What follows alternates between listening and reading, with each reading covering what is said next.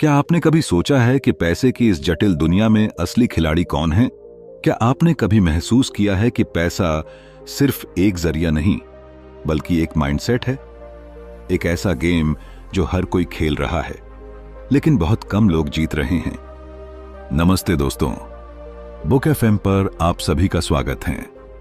आज हम बात करने जा रहे हैं एक ऐसी किताब की जो मनी को सिर्फ एक मुद्रा नहीं, बल्कि एक साइकोलॉजिकल गेम के रूप में पेश करती है।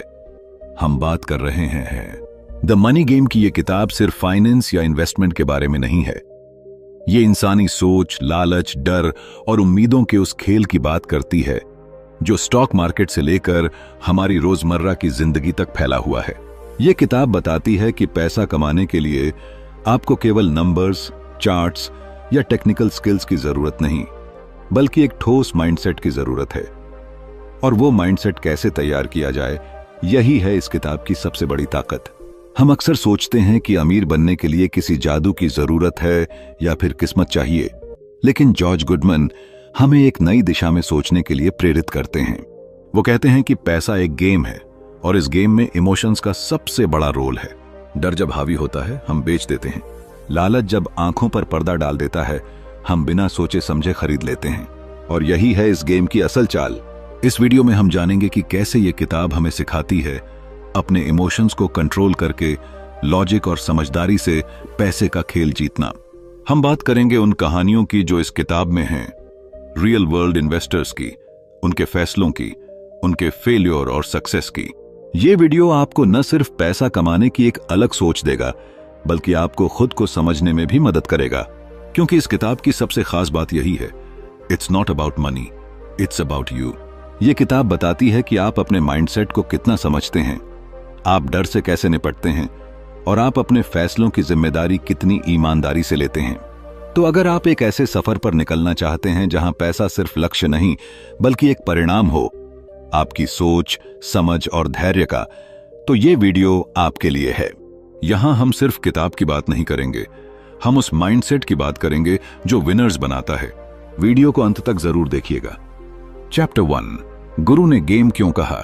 सोचिए, एक ऐसी दुनिया जहां पैसा सिर्फ नोट या सिक्के नहीं होता, बल्कि वो एक मानसिक स्थिति बन जाता है। अब जरा खुद से पूछिए, क्या पैसा कमाना वाकई एक सीधा साधा काम है? क्या ये महज जोड़ घटाव, निवेश और बचत का गणित है? नहीं। अगर ऐसा होता तो हर पढ़ा लिखा इंसान अमीर होता। लेकिन असल में तो यह एक ऐसा खेल है जिसमें खिलाड़ी वही जीतता है जो सबसे बेहतर अपनी भावनाओं को नियंत्रित कर सकता है। और यहीं से शुरू होता है द मनी गेम का असली जादू। जैसे ही जॉर्ज गुडमन ने इस रहस्यमयी दुनिया का दरवाजा खोला, उन्होंने सबसे पहले हमें एक शब्द दिया, गेम। उन्होंने पैसा कमाने को एक गेम क्यों कहा? यही सवाल हमें भीतर तक झकझोर देता है। क्या पैसा कमाना कोई लूडो या चेस है? क्या शेयर बाजार कोई जुआ है? या फिर ये वाकई कोई मानसिक युद्ध है? असल में जब हम बाजार में कदम रखते हैं तो हम सिर्फ नंबर्स, स्टॉक्स या रिपोर्ट्स के बीच नहीं होते, हम होते हैं भीड़ के बीच। एक ऐसी भीड़ जो हर पल डर, लालच, उम्मीद और अफवाहों से संचालित होती है।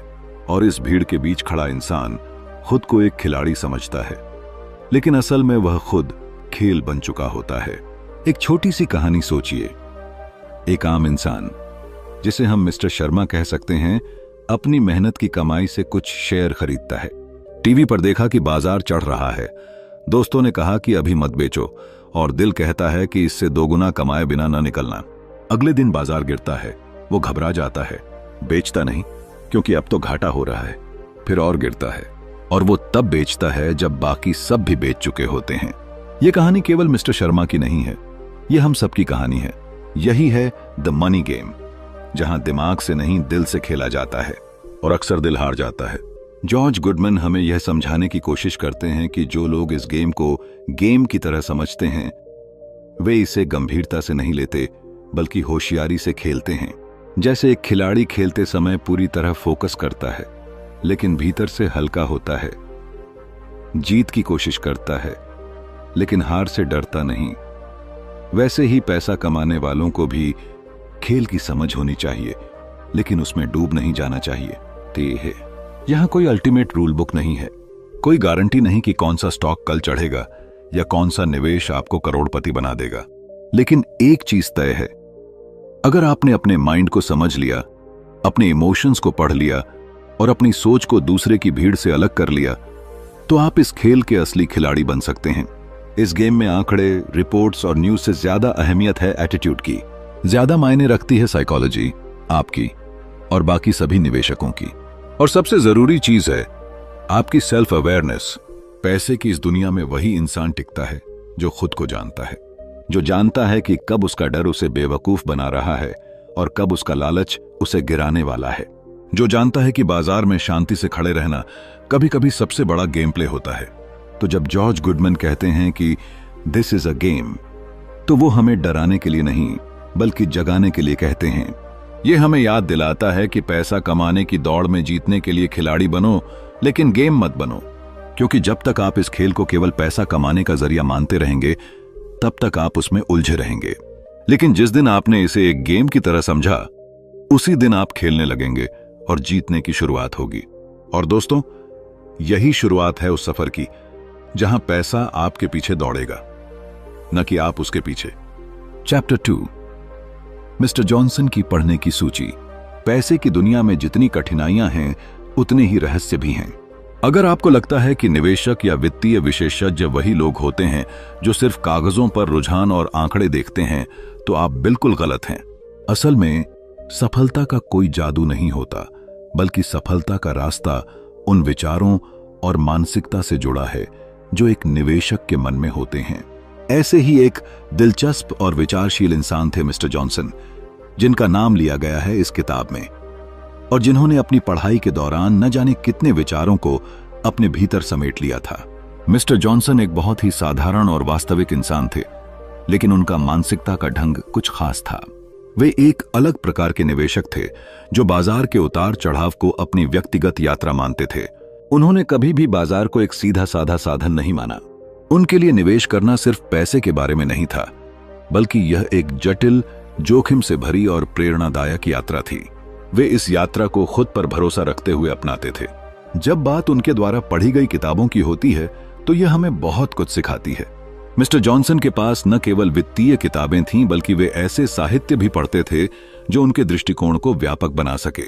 उन्होंने निवेश की किताबें पढ़ी, लेकिन साथ ही मनोविज्ञान, दर्शन और जीवन की जटिलताओं पर भी गहरी समझ विकसित की। उन किताबों का चुनाव कभी भी सिर्फ पैसे कमाने के रास्ते को आसान बनाने के लिए नहीं था। उनका मानना था कि एक अच्छा निवेशक वही है जो अपने दिमाग और दिल को समझता है, जो जीवन के उतार चढ़ाव को देखकर उसे अपना लाभ बना सके। मिस्टर जॉनसन का यह विचार बहुत गहरा था। आप जो पढ़ते हैं वह सिर्फ आपके दिमाग को ही नहीं, बल्कि आपके निर्णयों को भी प्रभावित करता है। यही कारण था कि उन्होंने हमेशा उन किताबों को पढ़ने को प्राथमिकता दी जो उन्हें न केवल आर्थिक दृष्टि से बल्कि व्यक्तिगत रूप से भी मजबूत बना सकें। वे मानते थे कि एक अच्छे निवेशक को जितना बाजार का ज्ञान होना चाहिए, उतना ही उसे खुद को भी समझने की जरूरत है। वह किताबों में से हर एक विचार को अपनी जीवन यात्रा के हिस्से के रूप में देखते थे, और यही कारण था कि उनकी सोच इतनी गहरी थी। उनकी सूची में केवल प्रसिद्ध निवेशकों की किताबें नहीं थीं, बल्कि उन किताबों का भी चयन था जो समाज, संस्कृति और मनोविज्ञान को समझने में मदद करती थीं।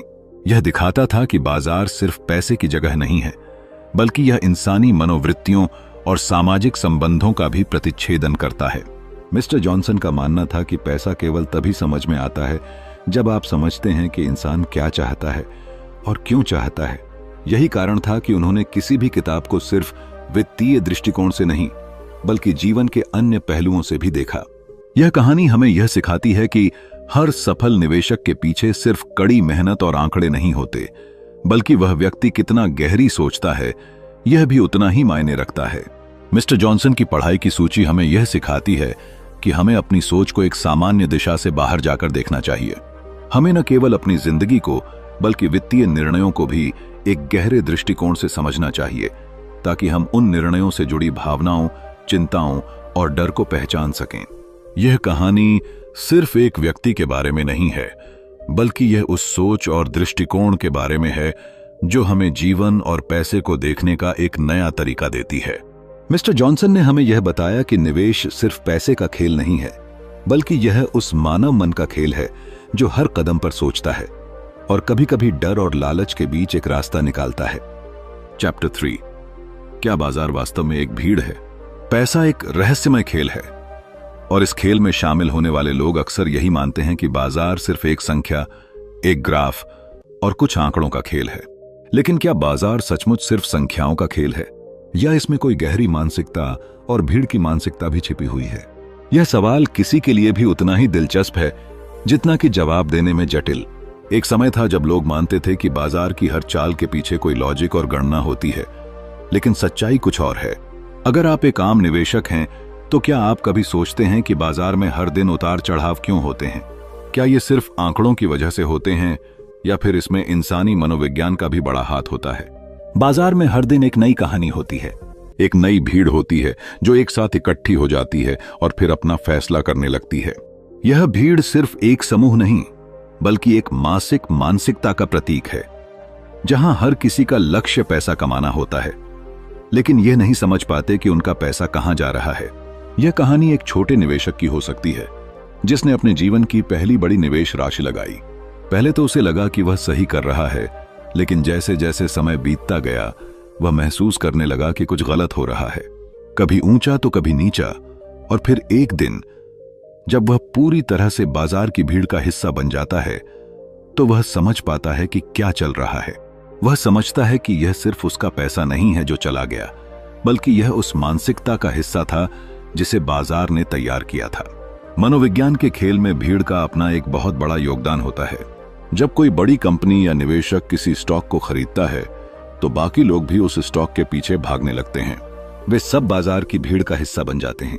यह भेड़ चाल का तरीका इतना बड़ा बन जाता है कि लोग यह नहीं समझ पाते कि वे किस दिशा में जा रहे हैं। वे बस उसी दिशा में जा रहे होते हैं जहां हर कोई जा रहा है। यही वह जगह है जहां पर बाजार एक भीड़ में बदल जाता है। यह कोई गलत निर्णय नहीं बल्कि एक आम इंसान की स्वाभाविक प्रवृत्ति है, दूसरों को देखते हुए अपना फैसला बदल लेना। सोचिए, यदि आप एक बाजार में हैं जहां लोग अपने फैसलों को इस तरह से लेते हैं तो आप भी वही करेंगे, जिससे आपको लगता है कि आप बाजार में बने रहेंगे। और फिर वही होता है जो हमने हमेशा देखा है। कुछ लोग जल्दी जीतते हैं और कुछ लोग अपनी सारी मेहनत और निवेश खो देते हैं। यह भीड़ का प्रभाव इतना अधिक होता है कि लोग अपनी सोच से ज्यादा दूसरों की सोच से प्रभावित हो जाते हैं। यहां एक कहानी है जिसे शायद आप खुद भी महसूस कर सकते हैं। एक आदमी ने एक बड़े निवेश में अपनी सारी बचत लगा दी। पहले कुछ समय तक सब कुछ ठीक रहा, लेकिन फिर एक दिन अचानक वह बाजार गिरने लगा। वह घबराया, लेकिन इसके बावजूद वह सोचता रहा कि यह गिरावट सिर्फ अस्थायी है। लेकिन जब उसने देखा कि हर कोई बाजार से बाहर निकलने की कोशिश कर रहा है तो उसे भी डर लगने लगा और वह बेचने का फैसला करता है। लेकिन क्या आप जानते हैं कि क्या हुआ? उस आदमी ने वही किया जो सभी लोग कर रहे थे और इसका उसे कोई फायदा नहीं हुआ, बल्कि उसने अपनी सारी बचत खो दी। यह उस मानसिकता का परिणाम था जो भीड़ के कारण पैदा होती है। बाजार में कई बार भीड़ का असर इतना अधिक होता है कि लोग अपनी व्यक्तिगत सोच और समझ खो बैठते हैं। यही कारण है कि बाजार केवल संख्याओं का खेल नहीं है, बल्कि यह इंसानी मनोविज्ञान का एक प्रतिबिंब है।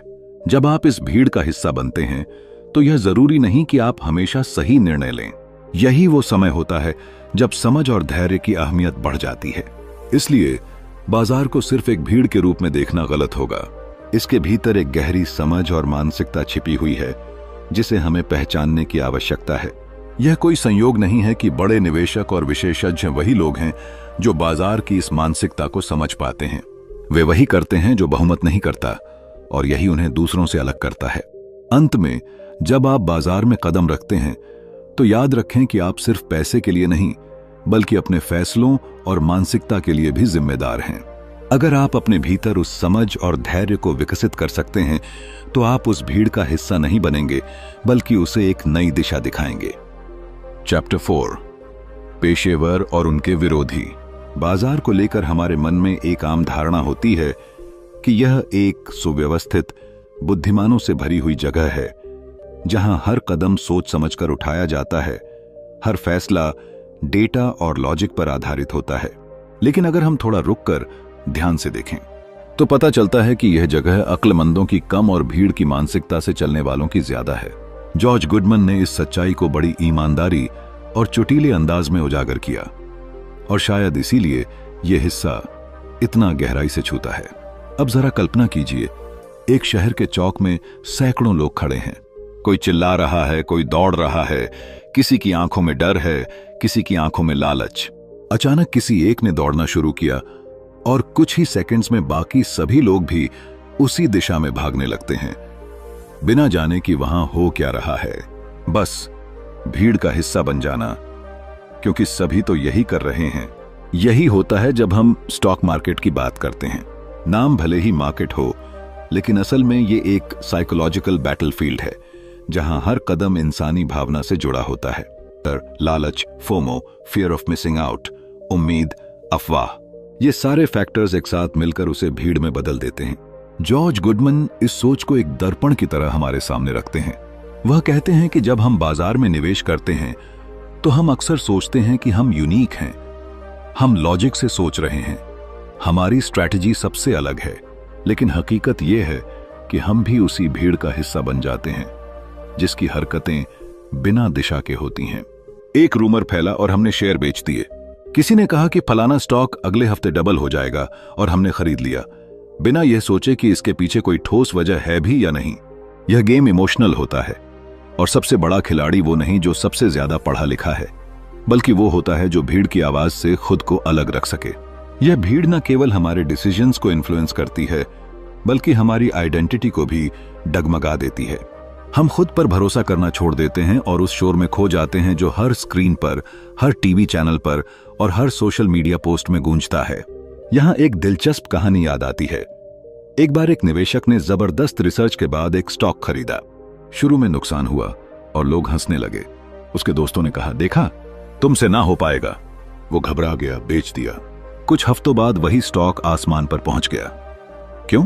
क्योंकि उसने फैसला लिया था अपने भरोसे से, लेकिन उसे ले डूबी भीड़ की आवाज। और यही तो द मनी गेम का जादू है। ये हमें सिखाती है कि भीड़ में चलना आसान होता है, लेकिन जीतते वही हैं जो सोचते हैं, समझते हैं और सबसे जरूरी, खुद पर यकीन रखते हैं।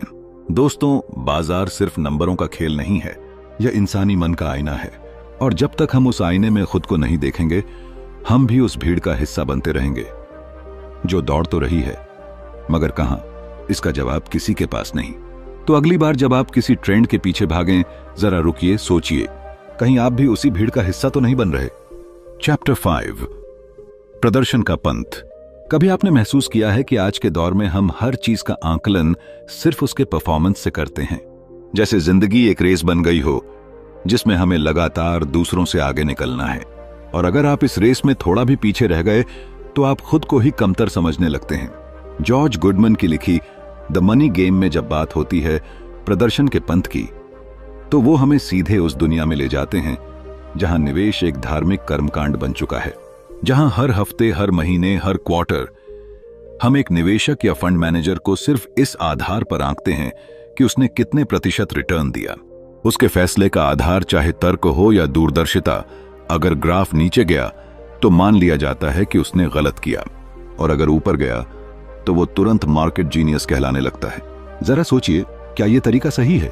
क्या जीवन की तरह निवेश भी उतना ही अनप्रिडिक्टेबल नहीं है?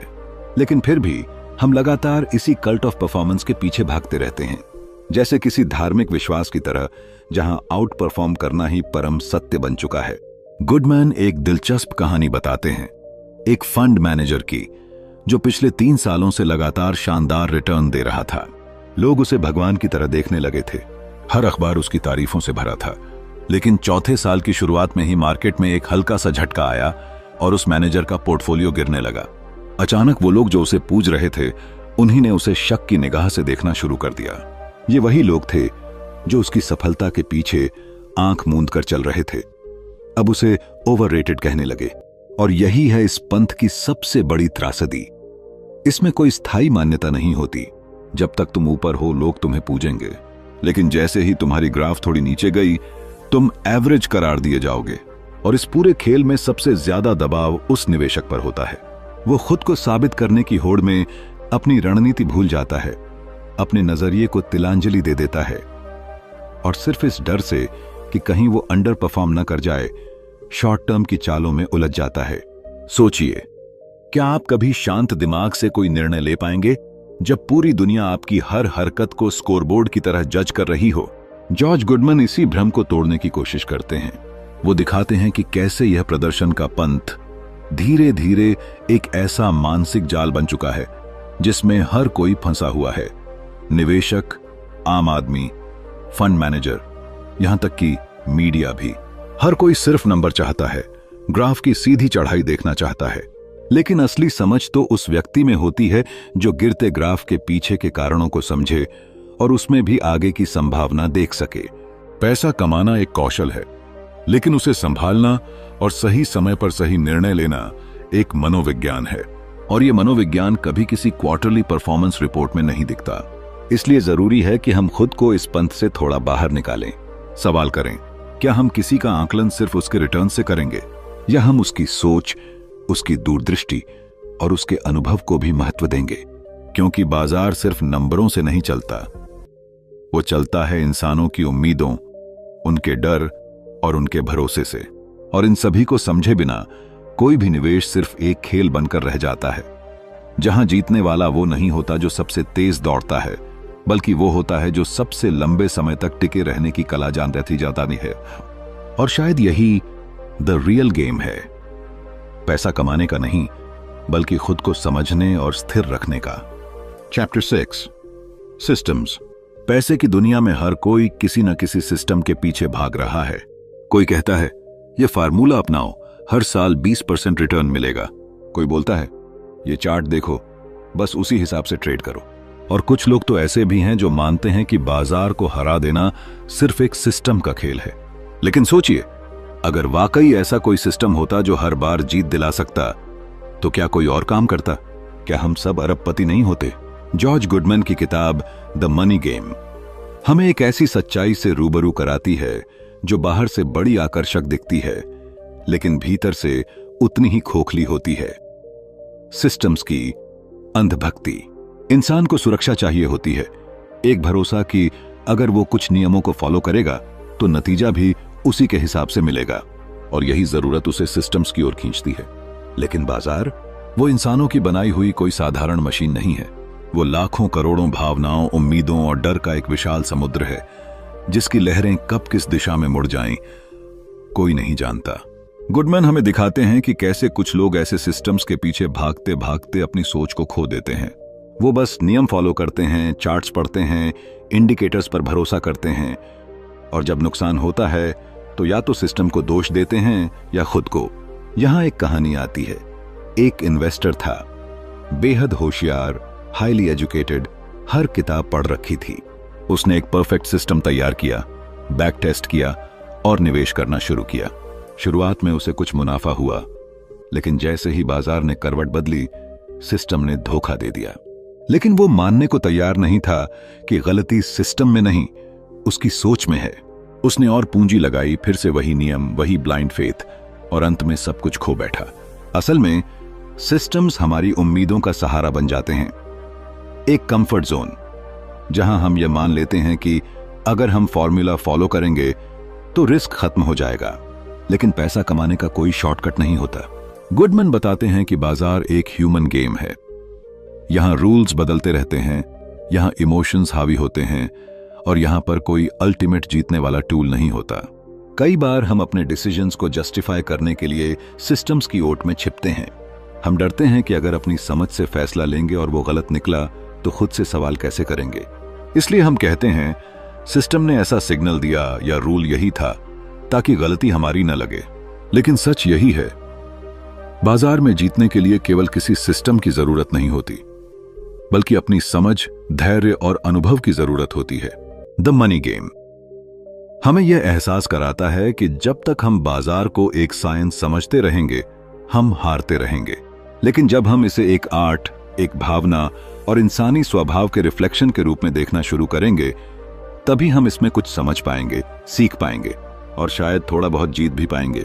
तो दोस्तों, अगली बार जब कोई कहे कि यह सिस्टम गारंटीड है, जरा रुकिए, सोचिए और अपने आप से पूछिए, क्या मैं एक इंसान की तरह सोच रहा हूं या एक रोबोट की तरह फॉलो कर रहा हूं? चैप्टर 7, नई नस्ल, नए जमाने के निवेशक। पैसे की दुनिया में बदलाव हमेशा धीरे धीरे होता है, पर जब बदलाव आता है तो वो क्रांति की तरह आता है।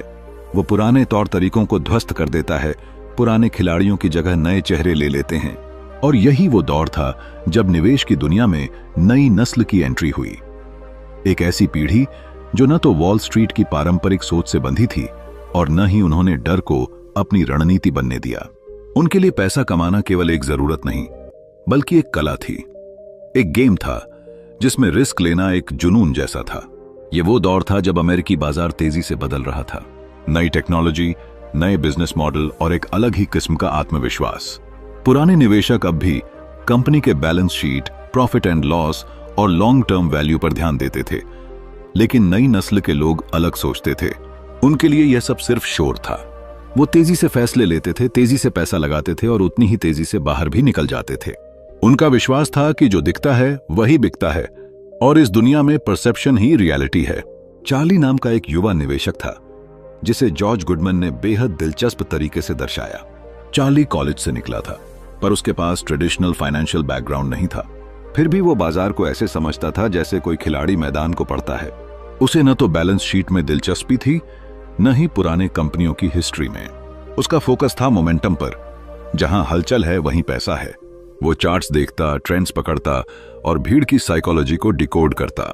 चार्ली और उसके जैसे लोग सिंबल्स के पीछे के मतलब को पकड़ते थे। वे ये नहीं सोचते थे कि एक कंपनी का मूल मूल्य क्या है, बल्कि ये देखते थे कि लोग क्या सोच रहे हैं उस कंपनी के बारे में। उनका नजरिया ये था कि it doesn't matter what is true, what matters is what people believe to be true. और यही सोच उन्हें बाकी सबसे अलग बनाती थी। लेकिन इन नए निवेशकों की दुनिया पूरी तरह से ग्लिटर और ग्लैम नहीं थी। जहां एक ओर उन्होंने बड़ी तेजी से पैसा कमाया, वहीं दूसरी ओर एक छोटी सी गलती, एक गलत अनुमान या भीड़ की दिशा में देर से कदम रखने पर वो सब कुछ भी खो सकते थे। ये गेम सिर्फ दिमाग का नहीं था, ये गेम गट्स का था।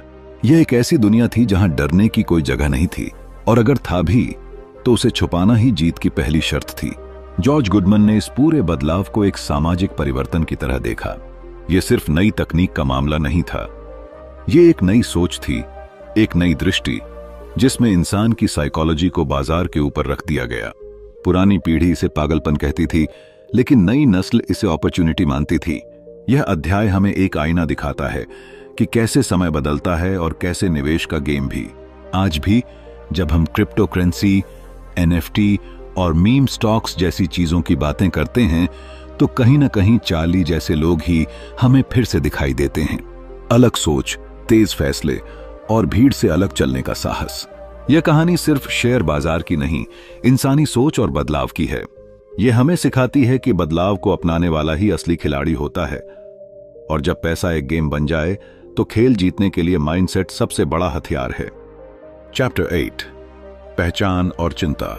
क्या आपने कभी खुद से यह सवाल किया है, मैं असल में कौन हूं? और क्या आपने कभी महसूस किया है कि जब बात पैसे की आती है तो हमारी पहचान जैसे हिलने लगती है? ऐसा लगता है जैसे पैसा सिर्फ एक साधन नहीं, बल्कि हमारी खुद की वैल्यू का पैमाना बन गया है। जॉर्ज गुडमन इस किताब में एक ऐसी बात कह जाते हैं जो सीधे दिल को छूती है कि पैसा कमाना एक खेल है, लेकिन उस खेल को खेलने वाले खिलाड़ी की सबसे बड़ी कमजोरी होती है उसकी खुद की पहचान और अंदर बैठी चिंता। है जब एक निवेशक स्टॉक मार्केट में कदम रखता है तो वह केवल अपने पैसों को नहीं लगाता, वह अपने आत्मविश्वास, अपनी उम्मीदें, अपने डर और सबसे बढ़कर अपनी पहचान को दांव पर लगाता है। अगर मुनाफा होता है तो वो खुद को स्मार्ट, समझदार और विजेता समझता है, लेकिन जैसे ही घाटा होता है उसकी पूरी पहचान टूटने लगती है। उसे लगता है कि शायद वह उतना बुद्धिमान नहीं है जितना वो खुद को मानता था। और यही वह जगह है जहां पैसा एक साधन नहीं बल्कि एक आईना बन जाता है जो हमें दिखाता है कि हम क्या हैं या शायद क्या नहीं हैं। इस अध्याय में लेखक एक कहानी के जरिए बताते हैं कि कैसे एक निवेशक जो बेहद सफल था सिर्फ एक गलती के बाद बिखर गया, क्योंकि वह अपने फैसलों को सिर्फ बाजार से नहीं जोड़ता था, वह उन्हें अपने पूरे अस्तित्व से जोड़ बैठा था। एक नुकसान ने उसकी रातों की नींद छीन ली, नाश्ता छूट गया और खुद पर से भरोसा भी। क्यों? क्योंकि उसके लिए पैसा केवल पैसा नहीं था, वो उसकी पहचान का प्रतीक था। हम में से बहुत से लोग इसी गलती को दोहराते हैं। हम अपनी वर्थ को इस बात से जोड़ लेते हैं कि हमारे पास कितना बैंक बैलेंस है या हमने आज शेयर बाजार में कितना कमाया।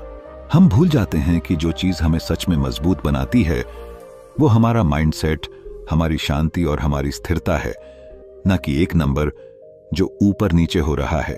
चिंता, वो भावना जो हर निवेशक के दिल में छिपी रहती है। कभी वो चिंता अवसर खो देने की होती है, कभी पैसा गंवाने की, और सबसे बड़ा डर होता है लोग क्या कहेंगे। यही डर हमें अपनी इंस्टिंक्ट्स को दबाने पर मजबूर करता है। हम दूसरों की राय पर चलने लगते हैं, सोचते हैं कि जो लोग टीवी पर बोल रहे हैं वो जरूर सही होंगे। लेकिन हकीकत यह है कि हमारी सबसे बड़ी शक्ति खुद के अंदर है, जब हम अपनी पहचान को पैसों से अलग कर पाते हैं। जॉर्ज गुडमन कहते हैं कि जो व्यक्ति अपनी पहचान और चिंता को समझ गया वही इस गेम का असली खिलाड़ी बनता है।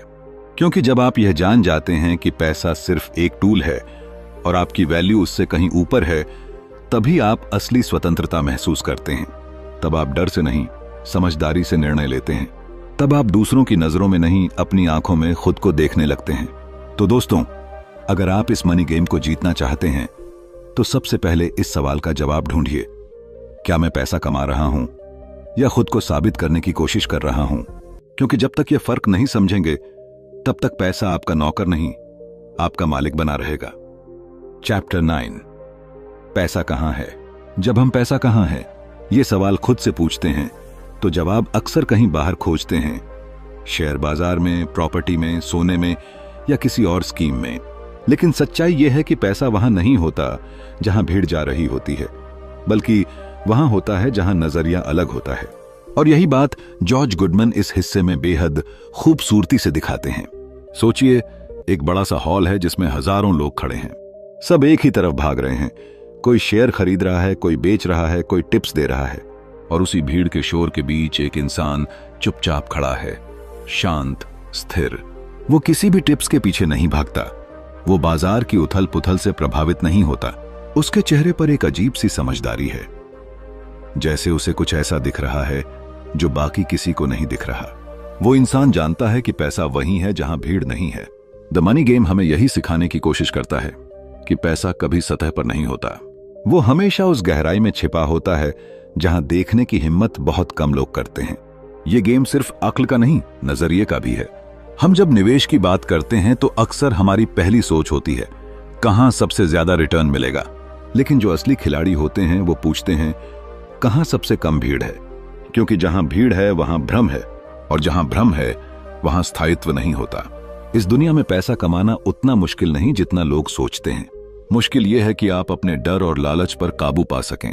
ये वही डर है जो हमें मुनाफा होते ही बेचने को कहता है, और वही लालच है जो नुकसान होते हुए भी हमें रुकने नहीं देता। गुडमन बताते हैं कि असली पैसा तब बनता है जब आप इन दो भावनाओं के ऊपर उठकर सोचते हैं। एक पुरानी कहानी है, एक इंसान ने 1930 के दशक की मंदी में, जब पूरी दुनिया के लोग अपनी संपत्तियां बेच रहे थे, तब उसने एक छोटा सा बिजनेस खरीद लिया, बेहद कम कीमत पर। सभी ने उसे पागल कहा, मूर्ख कहा, लेकिन कुछ सालों बाद वही बिजनेस उसकी जिंदगी का सबसे बड़ा निर्णय बन गया। वो समझ गया था कि वैल्यू वहां होती है जहां बाकी लोग देखना ही नहीं चाहते। जॉर्ज गुडमन हमें ये नहीं सिखाते कि कौन सा स्टॉक खरीदो या कौन सी कंपनी में पैसा लगाओ। वो हमें ये सिखाते हैं कि कैसे खुद को समझो, अपने नजरिए को तेज करो और अपने अंदर वो साहस जगाओ कि जब सब डर रहे हों तब तुम शांत रह सको। वेयर द मनी इज कोई सीधा जवाब नहीं है, ये एक यात्रा है अपने अंदर की, अपने फैसलों की और उस हिम्मत की जो हमें दूसरों से अलग बनाती है।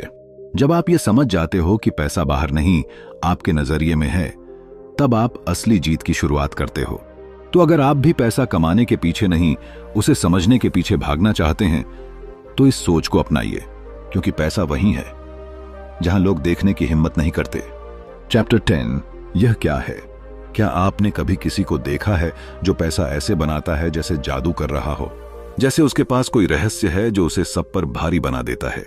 वो कुछ खास नहीं करता, ना ही बहुत बोलता है, लेकिन जब वो कोई निर्णय लेता है तो बस जैसे बाजार उसकी बात मान लेता है, और आप सोचते हैं उसके पास ऐसा क्या है। जॉर्ज गुडमन इस रहस्य को एक शब्द में बयां करते हैं, इट। अब आप सोचेंगे ये इट क्या है? क्या ये कोई स्किल है, कोई जीनियस माइंड है? क्या ये इंसान का काबिल बनना है या भाग्य? लेकिन नहीं, इट वो चीज है जो दिखाई नहीं देती पर महसूस होती है। यह कोई किताब में नहीं मिलती, न ही इसे सीखा जा सकता है किसी कोर्स या सेमिनार से। यह एक एहसास है, एक प्रवाह, एक गहरी समझ जो इंसान के अंदर से आती है। जब बाजार हिल रहा होता है, ऊपर नीचे भाग रहा होता है, लोग घबरा रहे होते हैं, तब जिसके पास इट होता है वो शांत होता है। उसके अंदर एक क्लैरिटी होती है जो उसे सही समय पर सही निर्णय लेने की शक्ति देती है। वो क्राउड के साथ नहीं चलता, वो खुद अपना रास्ता बनाता है, क्योंकि वो जानता है कि बाजार सिर्फ नंबर का खेल नहीं, ये साइकोलॉजी, फियर, ग्रीड और इंस्टिंक्ट्स का मैदान है। इट रखने वाले लोग अक्सर ज्यादा पढ़े लिखे नहीं होते या उनके पास MBA की डिग्री नहीं होती, पर उनके पास होता है अनुभव, ऑब्जर्वेशन, पेशेंस और सबसे जरूरी सेल्फ अवेयरनेस। ये अवेयरनेस उन्हें भीड़ से अलग करती है। वो दूसरों की गलती से सीखते हैं लेकिन खुद की भावना पर भरोसा रखते हैं। एक बार एक बुजुर्ग निवेशक ने कहा था, मैंने बाजार में 30 साल गुजारे, न मैंने हर बार सही निर्णय लिया, न हर बार मुनाफा कमाया, लेकिन मैंने एक चीज सीखी, अगर तुम खुद को जान गए तो बाजार तुम्हें धोखा नहीं दे सकता। तो यही है इट, खुद को जानना, खुद पर नियंत्रण। और यही नियंत्रण सबसे मुश्किल होता है। दुनिया के बड़े बड़े निवेशक, चाहे वो वॉरेन बफेट हों या पीटर लिंच, उनके पास इट है। वे कभी यह कहकर नहीं चमकते कि मैं सबसे ज्यादा जानता हूं, बल्कि वो कहते हैं, मैं अपने दिमाग और दिल के बीच संतुलन बनाना जानता हूं। ये जो इट है ना, ये सिर्फ बाजार के लिए नहीं, ये जिंदगी के हर क्षेत्र में जरूरी है, क्योंकि पैसा कमाना एक कला है और इस कला को सीखने से पहले हमें अपना मन पढ़ना आना चाहिए। इसलिए दोस्तों, अगली बार जब आप निवेश करें तो ये मत सोचिए कि कौन सा स्टॉक अच्छा चलेगा या बाजार क्या करने वाला है। खुद से पूछिए, क्या आपके अंदर इट है? क्या आप भीड़ के डर से नहीं भागेंगे? क्या आप अपने फैसले खुद लेंगे या दूसरों के शोर में अपनी आवाज खो देंगे? क्योंकि जब तक आप अपने अंदर की आवाज को नहीं सुनेंगे तब तक इट सिर्फ एक सवाल ही रहेगा। लेकिन जिस दिन आपने खुद को समझ लिया, उसी दिन आप भी इस गेम के असली खिलाड़ी बन जाएंगे। तो दोस्तों, द मनी गेम सिर्फ पैसों की नहीं, सोच की किताब है। यह हमें सिखाती है कि असली खेल बाहर नहीं, हमारे अंदर चलता है। अगर आप इस गेम को जीतना चाहते हैं तो सबसे पहले खुद को समझना होगा। अगर वीडियो पसंद आया हो तो इसे लाइक और शेयर जरूर करें और चैनल को सब्सक्राइब करना न भूलें, ताकि ऐसी ही दमदार किताबों की कहानियां आप तक लगातार पहुंचती रहें। मिलते हैं अगले वीडियो में एक नई किताब, एक नई सोच के साथ। तब तक के लिए सोचिए, समझिए और अपने इट को खोजिए। धन्यवाद।